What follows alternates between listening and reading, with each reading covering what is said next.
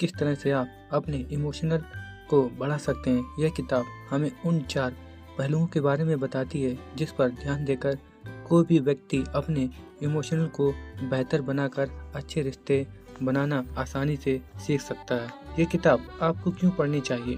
अपनी ज़िंदगी के शुरुआती दिनों में जब हम स्कूल जा रहे होते हैं, आईक्यू के बारे में सुनते हैं। हमारे क्लास में सबसे होनहार लड़के का आईक्यू सबसे ज़्यादा होता है और क्योंकि हर कोई उसे खुश रहता है, हम ये मान लेते हैं कि वो भविष्य में कामयाब हो जाएगा। लेकिन रिसर्च ये बताती है कि स्कूलों में टॉप करने वाले लोग असल ज़िंदगी में नंबर 1 पर ना के बराबर ही पहुंच पाते हैं। इसलिए आईक्यू कामयाबी को तय नहीं करता। इसके लिए आपको अपने ईक्यू यानी इमोशनल क्यूशंट पर ध्यान देना होगा ताकि आप अच्छे लोगों से रिश्ते बनाकर उनकी मदद से ऊपर तक पहुंच सकें। ये किताब हमें बताती है कि किस तरह से हम ईक्यू को बढ़ा सकते हैं। इमोशनल इंटेलिजेंस किन 4 पहलुओं पर आधारित है? आप खुद को किस तरह से समझ सकते हैं? शरीर के हाव भाव एक व्यक्ति के बारे में क्या बताते हैं? इमोशनल इंटेलिजेंस का मतलब है दूसरों का हाव भाव देखकर उनके दिमाग में चल रही बात को जानना। शायद आपने कुछ लोगों को कहते हुए सुना होगा, बस 5 मिनट तक बात करके उस आदमी के बारे में सब कुछ बता सकता हूँ। इस तरह के लोग दूसरों को पढ़ने में और उनसे अच्छे रिश्ते बनाने में माहिर होते हैं। अगर आपको भी इस तरह की खूबी अपने अंदर पैदा करनी है तो आपको अपने इमोशनल पर ध्यान देना होगा। इसके 4 पहलू हैं। सबसे पहले आप खुद हैं, यानी कि उस बढ़ाने के लिए आपको सबसे पहले खुद की भावनाओं को समझना होगा। इसके बाद आपको खुद पर काबू करना सीखना होगा। आपको खुद को उन हालातों में रखना सीखना होगा जिसमें आप महसूस करते हो ताकि आप अपना आपा खोने से बच सकें। तीसरे पहलू में आपको समाज को समझना होगा। इसका मतलब यह है कि आपको दूसरों की भावनाओं को समझना सीखना होगा। आपको यह जानना होगा कि क्या बोलने से उन्हें गुस्सा आता है और क्या बोलने से वे अच्छा महसूस करते हैं। उनके शरीर के हाव भाव पर ध्यान दीजिए। यह देखिए कि गुस्सा होने से पहले वे किस तरह की हरकतें करते हैं। अंत में आपको रिश्ते बनाने पर ध्यान देना होगा। जब आपको दूसरों से अच्छे से समझने लगें तो वक्त आ गया है कि आप उन लोगों से अच्छे से रिश्ते बनाएं।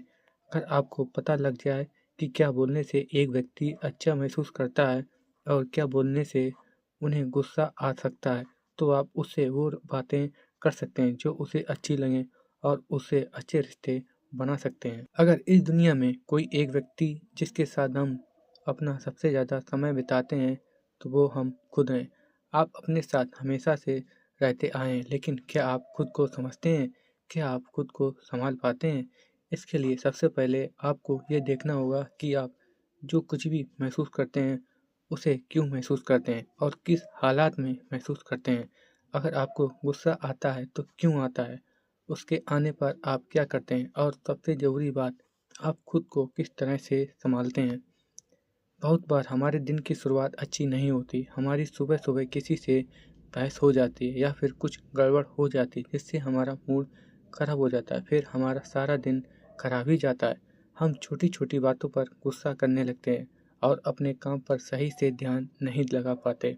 इस तरह का मूड बनाने पर आपको खुद से ये कहना है कि यह हमेशा के लिए आपके साथ नहीं रहेगा। इससे पहले भी आपके मूड खराब हुआ है और आप उससे बाहर निकल कर आए हैं। आप यह सोचिए कि किस तरह से आप अपने मूड को ठीक कर सकते हैं या कम से कम उसे शांत कर सकते हैं। ठीक यही काम आपको खुश रहने पर भी करना है। जब हम खुश रहते हैं तो हम खुद से अलग तरह के वादे करने लगते हैं। हम जल्दबाजी में आकर फैसले लेने लगते हैं और ज़्यादा सोचते नहीं हैं। हम उस समय इतना अच्छा महसूस कर रहे होते हैं कि हम बुरी चीज़ों पर ध्यान नहीं देते और गलत फैसले ले लेते हैं। इसीलिए इस तरह के हालात में भी अपना आपा मत खोइए। यह देखिए कि आप जो फैसले कर रहे हैं उसके नतीजे क्या हो सकते हैं। बिना नतीजों के बारे में सोचे कभी फैसला मत लीजिए। अब चाहे आप उस समय अच्छा महसूस कर रहे हों या बुरा। क्या आपके साथ कभी ऐसा हुआ है कि आपको गुस्सा आने लगता है, फिर आपको लगता है कि आप उसे काबू ही नहीं कर पा रहे हैं? क्या कभी कभी तनाव में जाने के बाद आप बहुत नेगेटिव सोचने लगते हैं और उससे निकल ही नहीं पाते? अगर हाँ, तो इसका मतलब है कि आपको खुद को काबू करना सीखना होगा। जब भी आपको कभी मुश्किल फैसले लेने हों और आप अपनी भावनाओं और अपनी सूझबूझ के बीच में आकर फंस जाएं, तो इस तरीके को अपना कर आप उसका हल निकाल सकते हैं। एक पेज पेज पर दो कॉलम बनाइए। एक कॉलम में उन भावनाओं को दिखाइए जो आप उस फैसले के लिए लेने से पहले महसूस कर रहे थे, और दूसरे कॉलम में ये लिखिए कि आपको सूझबूझ की क्या कह रही है। इसके बाद यह देखिए नतीजों के हिसाब से कौन सा फैसला ज़्यादा सही होगा। ये देखिए कि कहीं आप ऐसी ही बेचैन तो नहीं हो जा रहे हैं, कहीं आपसे सोचने में कुछ गलती तो नहीं हो रही है।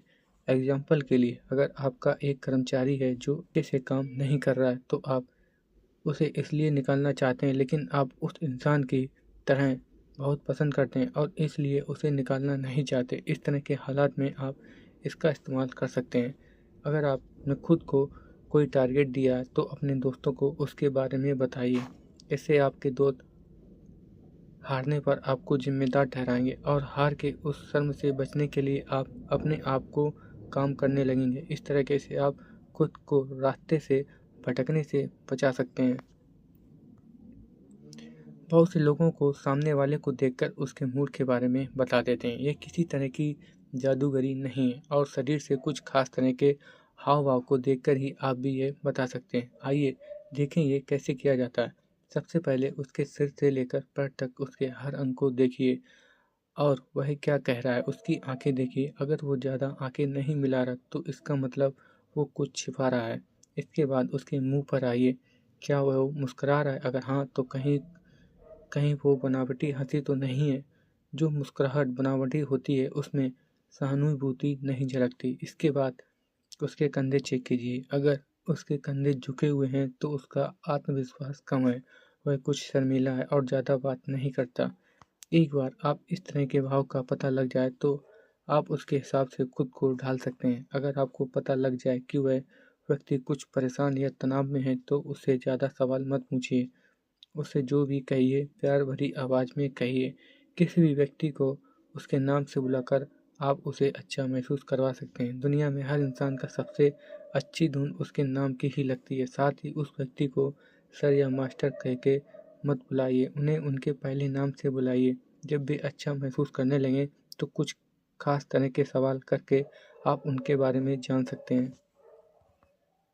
बहुत बार जब हम कई गलती करते हैं और कोई हमें उस गलती को लेकर कुछ सलाह या कुछ फीडबैक देता है तो हम चिढ़ जाते हैं, लेकिन फीडबैक एक जरिया है जिससे आप खुद को पहले से बेहतर बना सकते हैं। अगर कोई आपको फीडबैक दे तो उसे यह समझ कर ले लीजिए कि वह व्यक्ति सिर्फ आपको बेहतर बनने के लिए देखना चाहता है। इसके बदले में उसे धन्यवाद कहिए।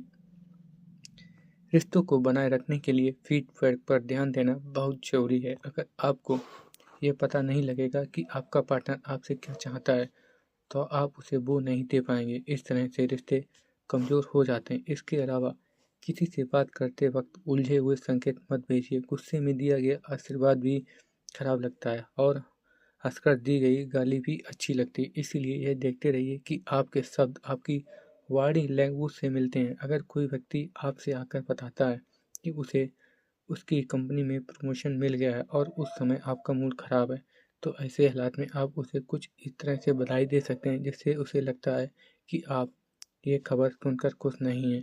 रिश्ते निभाने में बहुत मेहनत होती है और बहुत से लोग ये नहीं कर पाते, लेकिन फिर भी एक खुशहाल ज़िंदगी जीने के लिए उनका होना ज़रूरी है। इसीलिए सबसे पहले खुद पर ध्यान दीजिए, अपने शब्दों को अपने हाव भाव से मिलाइए ताकि सुनने वाले को वही समझ में आए जो आप कहना चाहते हैं।